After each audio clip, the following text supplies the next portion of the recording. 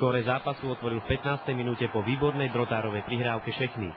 O takmer 5 minút neskôr úradovala v presilovke dvojica Jonas Mravec a druhý menovaný zvýšil na 2:0. Tretí trestný zásah kežmarského mužstva pridal v 26. minúte Hopiak, keď šikovne tečoval Mravcovú strelu. V 32. minúte síce hostia zásluhou Rusnáka dokázali znížiť na rozdiel 2 gólov, avšak od necelé 3 minúty Šechny vrátil drotárovi trestnú prihrávku na prvý gól a ten zvýšil na 4:1.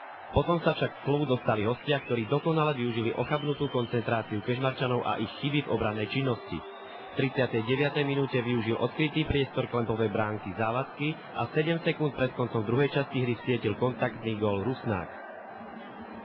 Domácim akoby nestačila na spamätanie sa z nepríjemného šoku ani 15-minútová prestávka a už 35 sekúnd po začiatku záverečnej tretiny vyrovnal na 4:4 troligat. O osude stretnutia prakticky rozhodli početné výhody od dvoch hráčov na oboch stranách.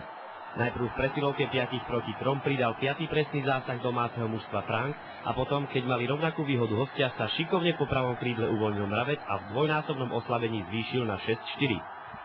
Lietajúce kone však ešte úterák do ringu nehádzali a zásluhou Melihierčíkovho presného zásahu zdramatizovali záver duelu.